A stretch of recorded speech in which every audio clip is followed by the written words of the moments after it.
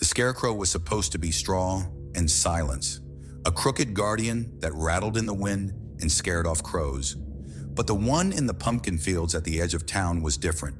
It had a voice, low, dry, threaded through the cold air like a whisper meant only for me.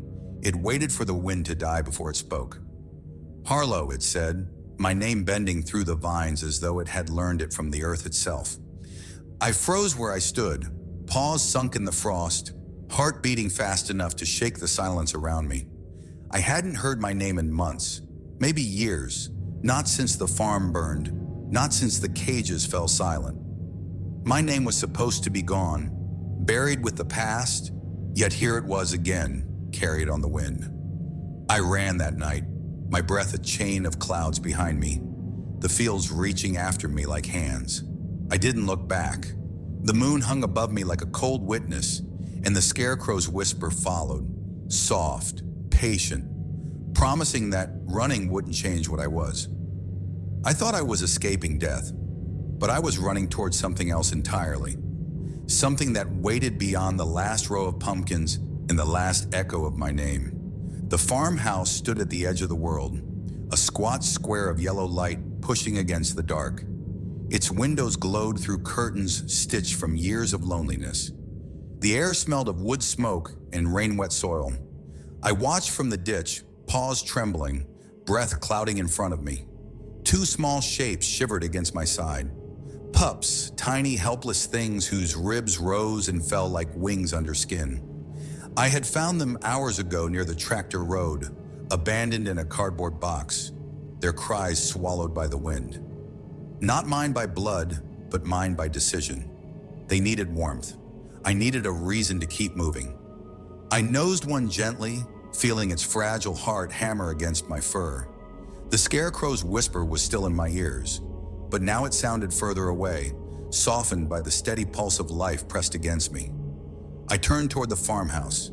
It looked like safety, or maybe just the idea of it. I had no plan, only instinct, and instinct had saved me more than once. The porch steps groaned under my paws, the boards warped from years of storms. I lifted my head, nose catching the scent of bread, of human, of something alive. My paw rose, fell once against the door, timid, unsure, then again, firmer. The third time I hit it, I felt the sound in my chest more than I heard it. Inside, a chair scraped, a floorboard sighed, a light shifted, the latch turned. She stood there, framed in the doorway, the warm glow from behind her cutting through the cold. Her name, I would learn later, was Evelyn. Gray hair braided down her shoulder, eyes sharp and steady, hands that looked like they'd known both softness and hard work. She smelled of flour and iron, like a memory that refused to fade. Her gaze landed on me first, then the pups pressed into my legs, then the empty night stretching behind us. She didn't speak, neither did I. The storm hissed around her porch, and for a heartbeat, time felt like a door caught between hinges. Then she stepped aside. "Come in," she said quietly, voice low but certain, as if she'd been expecting someone. Maybe not me, but someone who needed saving. The warmth hit me like a wave, curling around the pups as I carried them in. My paws clicked softly on the floor. She closed the door behind us, and the sound of the latch falling into place felt final, like the drawing of a boundary between two worlds, the wild outside and the fragile peace inside. The cabin smelled of old wood and cinnamon, of fires that had burned through many winters. A kettle hissed softly on the stove, and shadows danced across the walls, stretching and folding as the flames shifted. Evelyn moved slowly, carefully, as if afraid the air might break if she moved too fast. She knelt beside me, her eyes level with mine, and for the first time in a long time, I didn't feel like something that needed to hide. "You poor thing," she whispered. Her hand hovered inches from my muzzle, not touching yet, just waiting. The pups whined softly, the smallest sound, enough to make her glance down. She noticed how thin they were, how their bellies trembled with each breath. Her hand moved to them instead. She touched one, just barely, then looked at me again, question written in her eyes. I didn't growl. I didn't move. That was answer enough. She gathered the pups in her arms, gentle, deliberate, and set them on a folded blanket by the stove. They sank into the warmth like they'd never known it before. I stood still, body tense, every muscle ready to spring, but something in the air held me there. She poured water into a small bowl, slid it toward me, then turned back to the stove. "You can stay the night," she said. Her voice had no fear in it, just the kind of weariness that comes after too many years of storms. I drank, slow and careful. The heat seeped into my bones. The pups stirred, their tiny paws twitching in sleep. I lay down beside them, my head on the cold floorboards, watching her silhouette move in and out of the firelight. The world outside still roared, but inside there was only the quiet rhythm of breath and the soft crackle of burning wood. Hours passed before I realized how tired I was. The kind of tired that goes deeper than bone.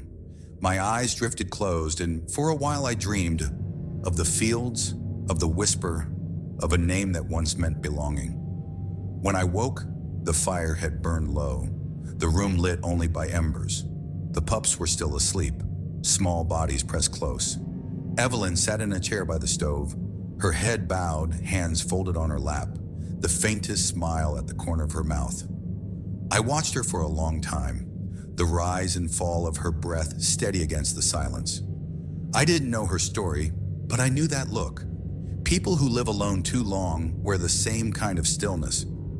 Outside, the wind clawed at the windows. I raised my head, ears pricked. A sound slipped through the noise, faint but distinct. A hum, a low metallic note carried by the storm. It came again, sharper this time, like a wire plucked in the dark. My body stiffened. I knew that sound. Traps. The kind men set not for crows or coyotes, but for anything that wandered too close to what they claimed as theirs. I rose slowly, paused silent on the floor. Evelyn stirred. "What is it?" she asked, her voice still half asleep. I moved toward the window. She followed my gaze, then wiped the glass with her sleeve. Moonlight spilled through the gap, catching on the glint of metal outside. Thin, curved, coiled teeth waiting in the snow. Her lips tightened. "Kids," she said quietly, but the word fell flat. She didn't believe it, and neither did I. She turned away from the window, her shoulders squaring. "They won't come near the house," she said, though it sounded more like a wish than a fact. I lay back down, but my eyes didn't close again. The rest of the night was long and restless. Every creak of wood felt like a footstep, every gust of wind like a breath against the door. Evelyn moved once or twice to feed the fire. The smell of smoke thickened. The pups whimpered in their sleep, curling closer to my chest. I counted each pop of the burning logs, each sigh of wind against the chimney, marking time until the faint gray of dawn crept through the cracks in the shutters. When the storm finally eased, it left behind a silence even heavier than the night before. Evelyn poured coffee, her hands steady, but her eyes far away. "You'll need to stay a while," she said softly, as if speaking to herself as much as to me. I didn't answer. I only rested my head on my paws and watched the window, where snow still clung to the glass. Somewhere beyond the trees, the Scarecrow waited, its hat tipped toward the house, patient, watchful, and whispering my name again in the back of my mind. The second morning came sharp and brittle, the air clear enough to cut. Frost crawled across the window like lace, and every breath turned to silver before it vanished. Evelyn moved quietly through the cabin, feeding the stove, slicing bread, pouring water into a dented tin bowl. The pups stirred beneath the blanket, their tiny noises soft as heartbeat echoes. I rose slowly, stretching the stiffness from my legs. The warmth of the fire reached me in ripples, but beyond the walls the cold waited, patient, unmoved. The storm had ended, but its silence was worse. The world outside sounded hollow, as if the snow itself were listening. Evelyn noticed me by the door, my ears forward, tail low. "You hear something?" she murmured, but it wasn't a question. I did. Somewhere past the tree line, beneath the crusted drifts, something was moving, slow, deliberate, human. I turned my head toward the window. Evelyn followed my gaze, her expression tightening. She walked over, wiping the frost away with her sleeve. There in the whiteness, faint and almost filled by snow, were footprints. Not animal prints. Boots. Large, heavy, and too close to the house to be an accident. She stood for a long moment, her eyes unreadable. No one comes up here without a reason. Her voice carried the weight of truth. She turned away, reaching for the kettle as if to busy her hands. But her movements had changed. Slower, sharper, like a soldier pretending not to be afraid. I stayed near the pups. Their eyes were open now, glassy and new. One yawned wide enough to make a squeak. I nosed it gently, forcing my breathing to stay steady. The air felt thick. The silence outside had grown aware of us. Hours passed in fragments.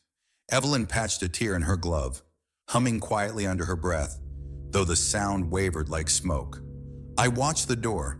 When the sun sank low, painting the snow with bruised light, a knock came. Not frantic, not polite. 3 even strikes. Wood answered wood. Evelyn froze, needle suspended in midair. My muscles tense before thought caught up. I moved to the door, placing myself between her and the sound. Her voice came low. "Stay back." She lifted the latch just enough to let a sliver of air slide in. The smell hit first, wet wool, tobacco, something metallic beneath it. Then a voice. "Evening. Saw your light from the ridge. Storm caught me out. Mind if I warm up a spell?" The tone was casual but too smooth. People who tell the truth don't polish their words that way.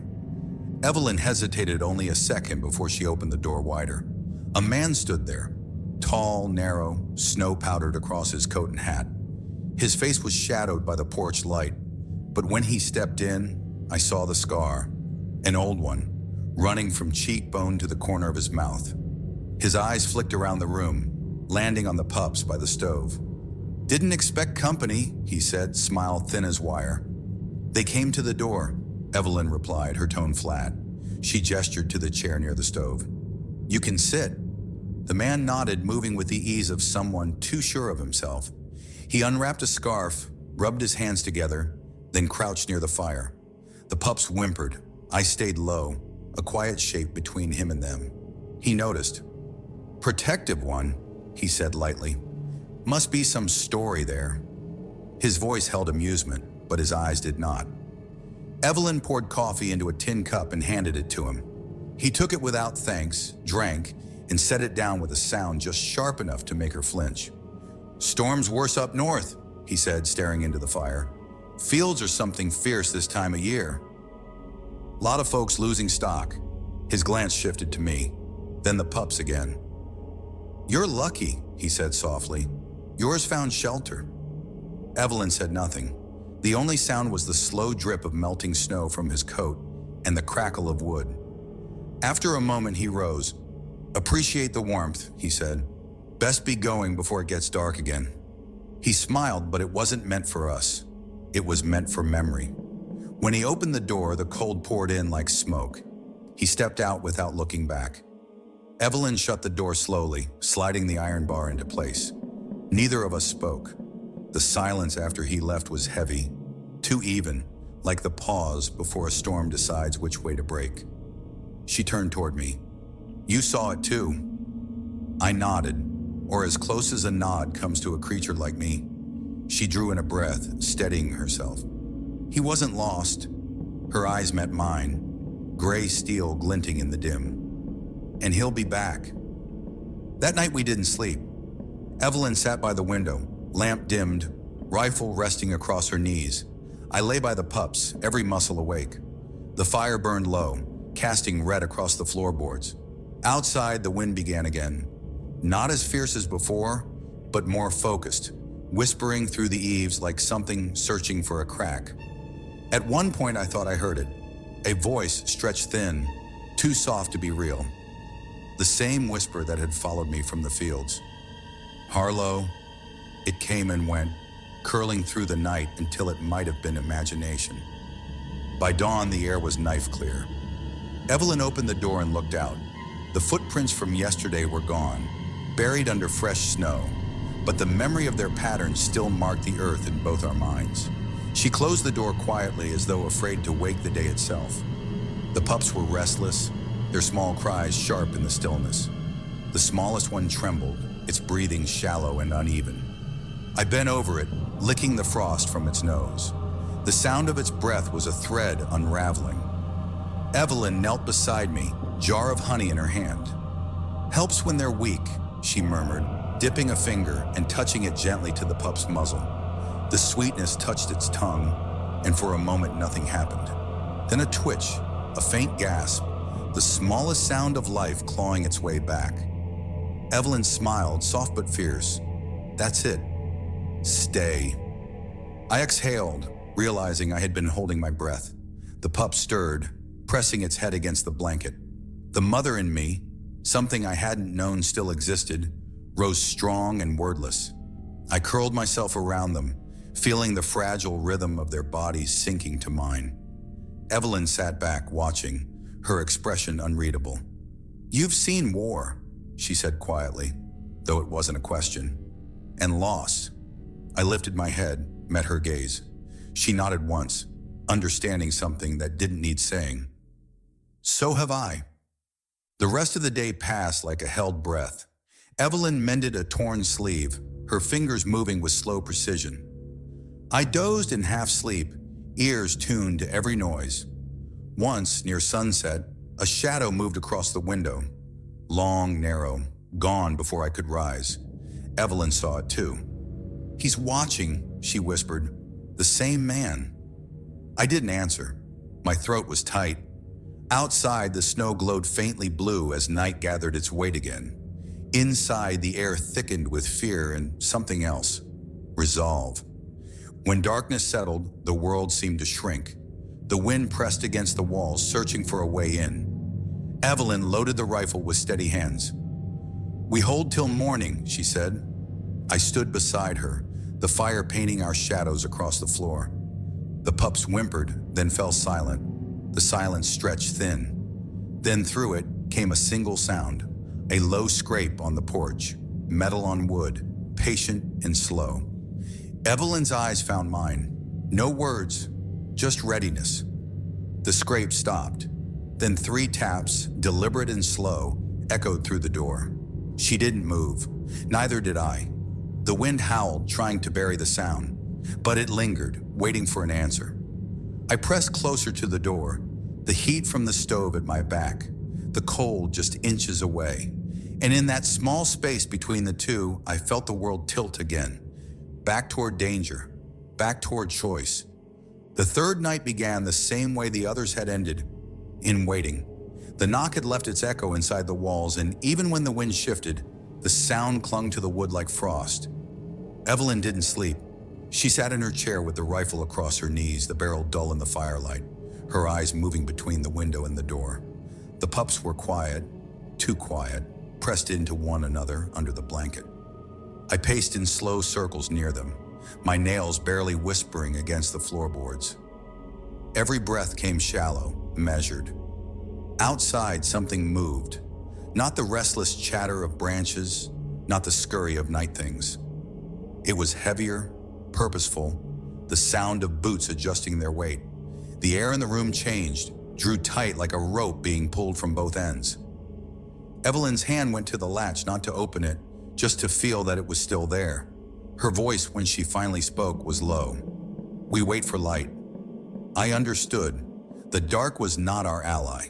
The Scarecrow's whisper returned with it, a hiss threading through my mind. I told myself it was just the wind, but the wind didn't say my name. Harlow. My ears twitched. The voice was calm, almost kind, and that made it worse. I pressed closer to the door, the floor beneath me trembling faintly. When dawn broke, it came gray and slow, the kind of light that doesn't warm anything it touches. Evelyn opened the door only a few inches. Outside, the world was white and still. But the snow told stories. Boot prints circling the house, stopping by the window, then retreating toward the fields. They hadn't come to visit. They had come to measure, to test. Evelyn stood in the doorway, staring at the tracks until the wind began to fill them. "He'll be back," she said. There was no fear in her voice anymore, only knowledge. She closed the door softly, sealing the cold outside again. By midday, the smallest pup began to cry for food. I hadn't hunted since before the storm, but hunger pushed the body the way memory pushes the heart. Evelyn looked at me and nodded toward the door. "Be careful," she said. I slipped into the snow, the chill biting through fur, air sharp with the scent of iron and pine. The fields lay wide and hollow, rows of pumpkins buried under crusted ice. The Scarecrow still stood at the far edge, its hat tilted east, the straw of its arms frozen in place. For a moment, I thought it might turn. I didn't stop to find out. The world outside the fence was endless and silent, every step sinking me deeper into a white that swallowed sound. But the air still carried messages. I caught the scent of rabbit, faint, warm, alive. The hunt was short, clumsy. I wasn't fast anymore, but I was desperate. When I brought the catch back, the blood steamed against the cold, a small curl of warmth in a dying winter. Evelyn met me at the door, her face softening just enough to let relief through. She took the body, worked quickly, efficiently. The smell of roasting meat filled the room, and the pups stirred awake, sniffing. She fed them first, one piece each, then me, then herself. Her portion was small, but she ate with quiet gratitude. "We eat together," she said simply, "or we don't eat at all." The day passed with the calm that follows decision. Evelyn mended what she could. Gloves, nets, the thin hem of her sleeve, her hands steady again. I rested, my body tired, but my mind too awake for peace. Each time the wind rose, I listened for footsteps, for that scrape of metal, for a voice that might not belong to this world. The pups slept, the fire breathed, and the air between us thickened with something that wasn't quite safety, but was close enough to touch. Near sunset, as the light thinned and the snow turned blue, a sound came from the field. Faint, muffled, but different. A cry. High, broken, too small to belong to a man. My head lifted. Evelyn froze mid-stitch, listening. It came again, the unmistakable sound of something calling for help. I went to the door, looked back at her. She shook her head. "It's a trick," she whispered. I hesitated. The sound came once more, weaker this time, fading. Something inside me, older than thought, older than fear, decided. I pushed the door open and stepped into the cold. The cry led me past the fence, through brittle weeds and frozen furrows until I saw it. A wooden crate half buried under drifted snow, rope knotted around its handle. Inside were two shapes, small, trembling, eyes open but unfocused. Puppies. The same smell of human hands clung to them, the same careless cruelty. Someone had left them here to die, or worse, to call me out. I looked back toward the house. The window glowed faintly, Evelyn's shadow moving inside. I couldn't leave them. I lifted one by the scruff, nudged the other along the ground, guiding them through the snow. When I reached the porch, Evelyn was waiting, rifle in hand, face unreadable. She looked at the two new lives shivering at my feet and said nothing. Instead, she knelt, setting the rifle aside, and pulled the blanket wider by the stove. "All right," she murmured. "If you bring them, they stay." Her voice carried neither welcome nor complaint, just acceptance. I nudged the pups toward the warmth. They collapsed into the others, a single knot of fur and breath. Evelyn sighed, sitting heavily on the floor. "You've made this place a home again," she said. I'd forgotten what that felt like. We didn't hear the second knock until much later. It came at dusk, when the sky had turned the color of dying embers. Two knocks, then silence, then the soft crunch of snow under weight. Evelyn froze, hand on the rifle. I stood beside her, ears forward, throat low with warning. The sound lingered, then faded. Whoever it was hadn't left. They were waiting, listening as we were. The night that followed was colder than any before it. The world outside the window was nothing but darkness and the faint orange pulse of the fire reflecting against the glass. Evelyn didn't speak, and neither did I. Somewhere in that long silence, something inside both of us shifted. The line between fear and defiance, thin as a thread, finally snapped. She looked at me once, eyes steady. "Tomorrow," she said, "we end this." The dawn that came was brittle, the kind that cracked when you breathed. Evelyn wrapped a coil of rope around her shoulder, slipped the rifle strap across her back. I followed her into the cold without command. The field waited. The Scarecrow still turned east, frozen mid-bow, as if greeting the sun. But the air smelled different now.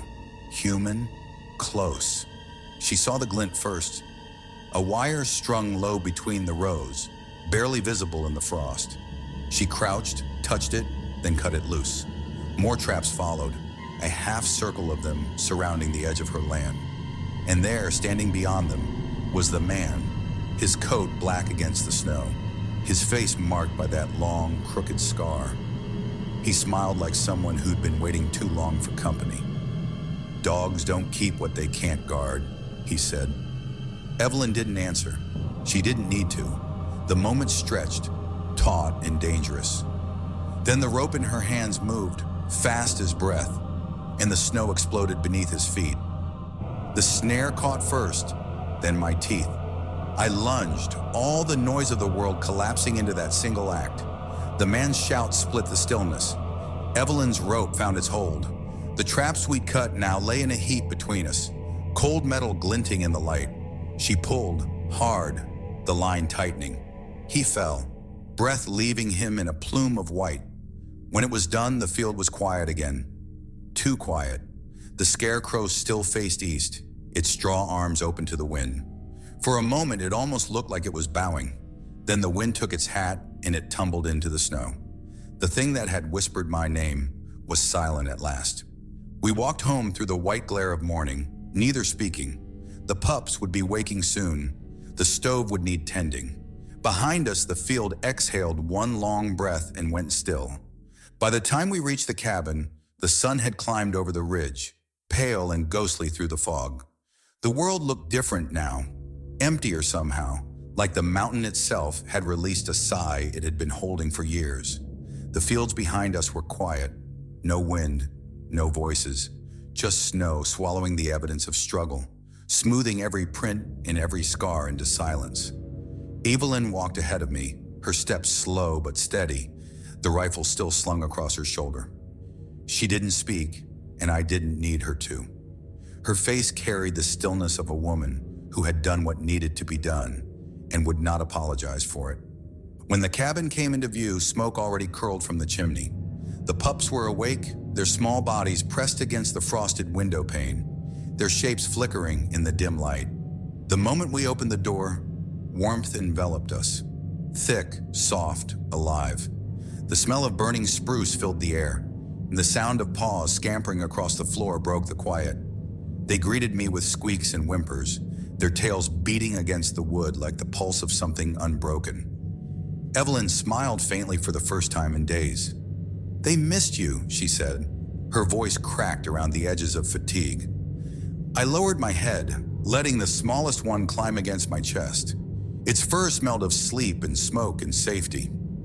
Evelyn set the rifle on the table, unwrapped her gloves, and began to stir the pot hanging over the fire. Steam rose, rich and sweet with rabbit and herbs. She ladled out 2 bowls, one for her, one she placed near the floor. "You earned it," she murmured. I ate slowly, savoring not just the warmth, but the taste of something simple, something that meant living. The pups nestled between us, tumbling, playful again, now that the air no longer felt like a threat. Outside, the snow fell softer, like feathers instead of knives.